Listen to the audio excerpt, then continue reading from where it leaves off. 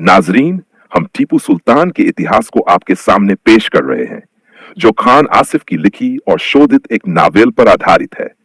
इस इतिहास में कुछ ऐसे घटनाक्रम हैं जिन्हें सुनकर दिल सोचने पर मजबूर हो जाता है और कहीं-कहीं दिल को ठेस भी पहुंचती है। हमारा उद्देश्य टीपू सुल्तान के इतिहास को आपके सामने लाना है, न कि किसी के दिल को ठेस पहुंचाना।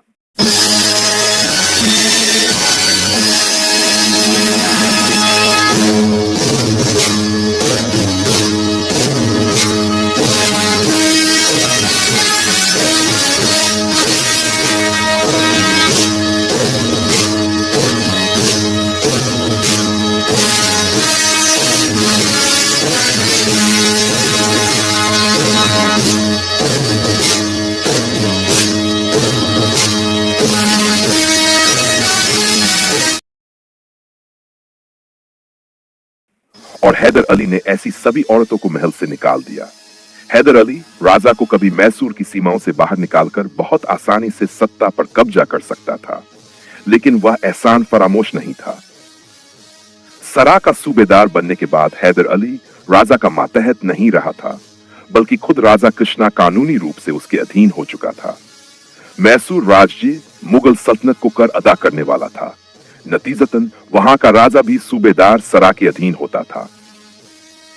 अगर हैदर अली छोटा दिल रखने वाला होता तो वह राजा कृष्णा को अपने सामने झुकने पर मजबूर कर सकता था, लेकिन वह एहसान पहचानने वाला व्यक्ति था, इसलिए शुक्रगुजारी के तौर पर राजा कृष्णा के सम्मान में खड़ा रहता और हर अवसर पर एक नौकर की तरह वाली मैसूर की सेवा में नजर पेश करता था। अब टीपू सुल्तान लगभग 10 वर्ष का हो चुका था। धार्मिक शिक्षा के साथ साथ उसे बचपन से ही सैनिक प्रशिक्षण भी दिया जा रहा था।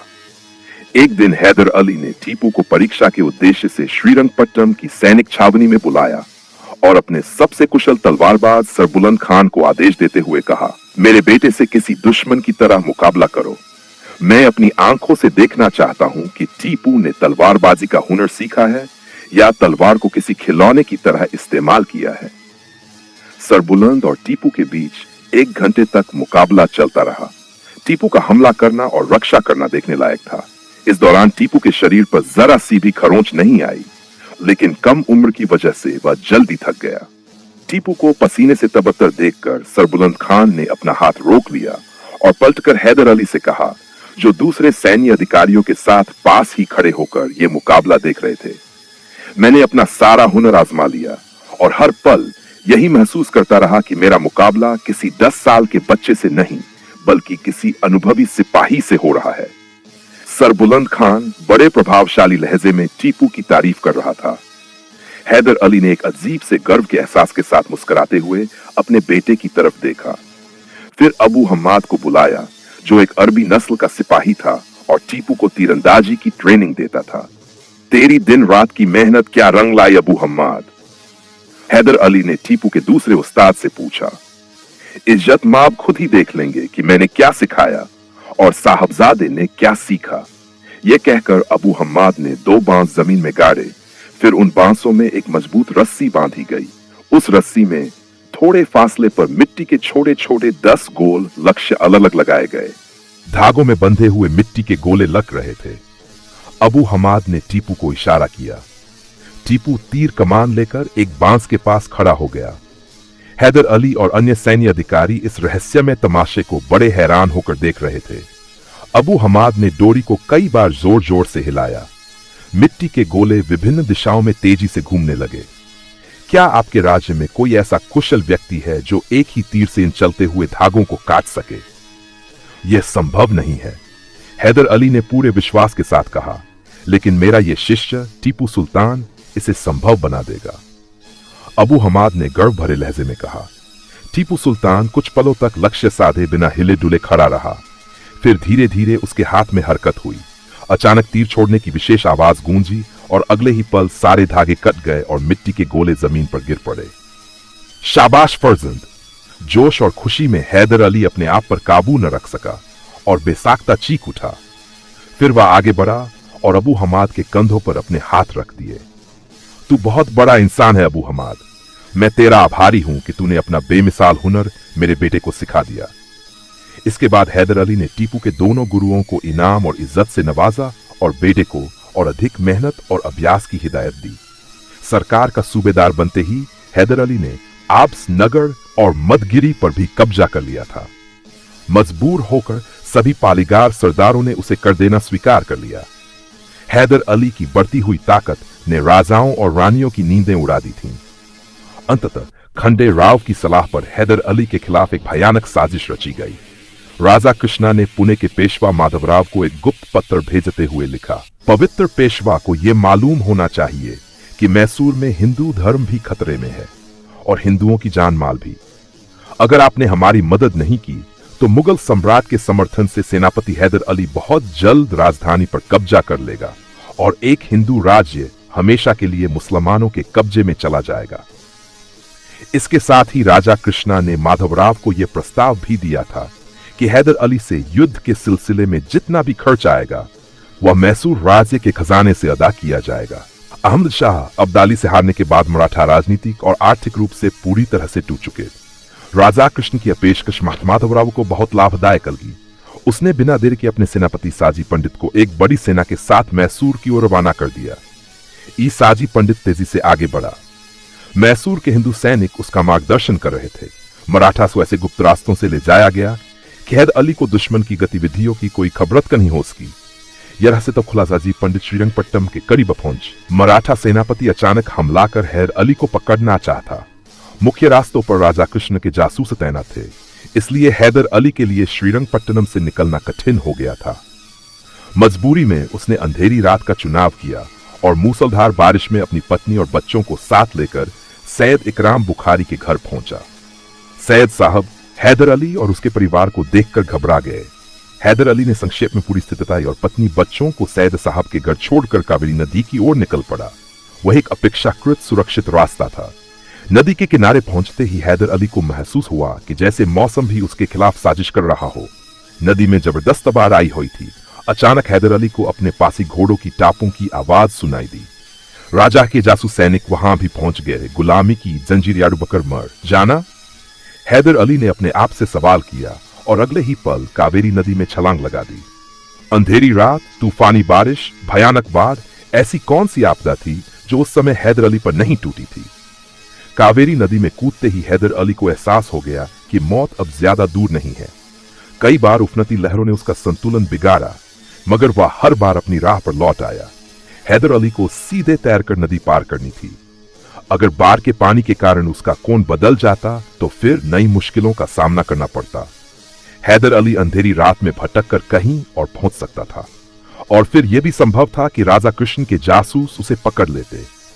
मजबूरन हैदर अली को नदी की खास दिशा में ही तैरना पड़ रहा था, लेकिन उफनती लहरें किसी दुश्मन की तरह उसका रास्ता रोक रही थीं।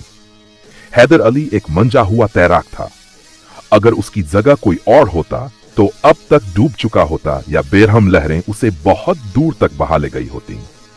एक बार वह इतना भयानक भंवर पड़ा कि हैदर अली किसी तिनके की तरह उसमें चक्कर खाने लगा। लेकिन समय इतना कठिन था कि हैदर अली अपनी जान से पूरी तरह निराश हो चुका था। फिर उसी भंवर को चीरते हुए उसने दुआ मांगी, ऐ जमीन और समंदर के मालिक, अगर तेरी यही रजा है कि मेरी जिंदगी की कश्ती डूब जाए और मैं पानी का निवाला बन जाऊं, तो मुझे दरिया की तह में उतार दे, ताकि मेरे दुश्मन मेरे मरने के बाद मुझ पर काबू न पा सकें। और अगर तू इस कमजोर और लाचार इंसान को किनारे तक पहुंचा दे तो इसमें कोई अजीब बात नहीं, क्योंकि तेरे ही फजल और करम से ही तो सभी कश्तियां साहिल तक पहुंचती हैं। आखिरकार लंबी और कठिन जद्दोजहद के बाद हैदर अली ने भंवर को चीर दिया और कावेरी नदी को पार करके एक सुरक्षित जगह पहुंच गया, जहां से वह अपना सफर जारी रख सकता था। ऊपर से भले ही उसके हाथ पांव जवाब दे चुके थे, लेकिन उसके अंदर एक ऐसा इंसान मौजूद था जो कभी हार नहीं मानता। उसी हौसले और जबरदस्त आत्मबल के सहारे वह बहुत तेजी से दौड़ता रहा। सुबह होते होते हैदर अली श्रीरंगपट्टनम की सरहदों से बहुत दूर निकल गया और कुछ ही घंटों में बेंगलुरु पहुंच गया, जहां उसकी विशेष सेना का एक दल मौजूद था। यह बात आज भी सैन्य रणनीति के जानकारों के लिए हैरान कर देने वाली है कि हैदर अली ने इतना लंबा फासला इतने कम समय में कैसे तय किया।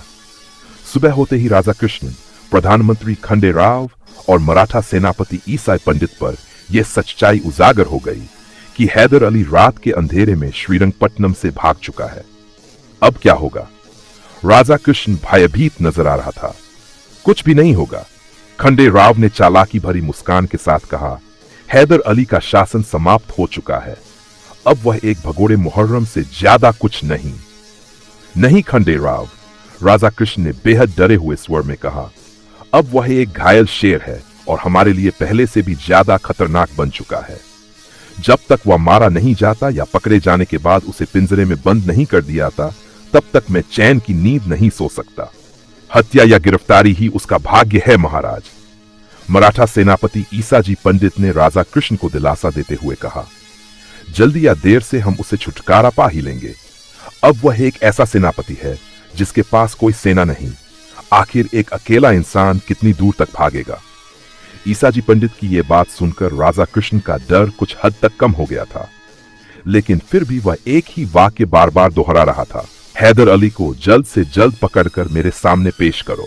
तुम नहीं जानते, वह इंसान के रूप में एक राक्षस है। ऐसा राक्षस जो अगर ज्यादा दिन तक आजाद रहा तो किसी को जिंदा नहीं छोड़ेगा। हैदर अली की कठोरता के कारण ही राजा कृष्ण उसे राक्षस की उपमा दे रहा था। वह अच्छी तरह जानता था कि हैदर अली अपने दोस्तों का बेहद भरोसेमंद साथी और दुश्मनों का खुला विरोधी है। अब जब राजा कृष्ण ने मराठा सेना को मैसूर की राजनीति में हस्तक्षेप की अनुमति देकर खुद को हैदर अली का दुश्मन घोषित कर दिया था, तो फिर यह संभव नहीं था कि हैदर अली उसे माफ कर देता। राजा कृष्ण को पूरा विश्वास था कि वह हैदर अली को अचानक पकड़ लेगा, लेकिन जब हैदर अली सैकड़ों जासूसों की मौजूदगी में महल से निकल गया तो राजा कृष्ण पर भय छा गया। महाराज, यदि आपकी नजर में हैदर अली एक राक्षस है तो हम उससे भी बड़े राक्षस हैं। ईसा जी पंडित को अपनी सेना की संख्या पर बहुत घमंड था। आप धैर्य रखें, ज्यादा से ज्यादा 1-2 दिन की बात है। वह यहीं कहीं छिपा होगा। हमारे पंडित बहुत जल्द उसे पकड़कर आपके सामने पेश कर देंगे। भगवान करे ऐसा ही हो जाए, राजा कृष्ण ने बेहद निराश स्वर में कहा। ऐसा ही होगा महाराज, मराठा सेनापति ने विश्वासपूर्ण लहजे में कहा। खंडे राव बहुत देर से चुपचाप बैठा ईसा जी पंडित और राजा कृष्ण की बातचीत सुन रहा था। फिर अचानक उसका चेहरा खुशी से चमक उठा। महाराज, आप हैदर अली की गिरफ्तारी के लिए एक बड़ा इनाम घोषित कर दीजिए, फिर हमारी मुश्किल बहुत जल्दी आसान हो जाएगी। खंडे राव की षड्यंत्रकारी सोच ने राजनीति की बिसात पर एक नई और अनोखी चाल चली। आप यह भी ऐलान करें कि अगर कोई आम आदमी हैदर अली की सूचना देगा तो उसे 1 लाख रुपए के साथ मंत्रालय का पद दिया जाएगा, और यदि कोई सिपाही हैदर अली को पकड़कर महाराज के सामने पेश करेगा तो उसे मैसूर की सेनाओं का सेनापति बना दिया जाएगा। राजा कृष्ण और ईसा जी पंडित ने खंडे राव के इस प्रस्ताव से सहमति जताई। जरूरत और लालच के बाजार में अक्सर लोगों के जमीर बिक जाते हैं। चालाक खंडे राव इंसान की इसी कमजोरी का फायदा उठाना चाहता था। इससे पहले कि राजा कृष्ण श्रीरंगपट्टनम की गलियों में घोषणा करवाने के लिए अपने ढिंडोरची बुलवाता, खंडे राव के मन में एक और युक्ति कौन थी। महाराज, अब हैदर अली को गिरफ्तारी से कोई नहीं बचा सकता। खंडे राव इतना भावुक हो गया था कि उसकी आवाज लगभग चीख में बदल गई थी। राजा कृष्ण और मराठा सेनापति ने चौंक कर खंडे राव की ओर देखा। मैं तो बस इसी दिन का इंतजार कर रहा था, खंडे राव ने बेहद उत्साहित स्वर में कहा। हमारे चैनल को सब्सक्राइब करें और बेल आइकन दबाएं ताकि हमारा वीडियो आप तक जल्द से जल्द पहुंचे।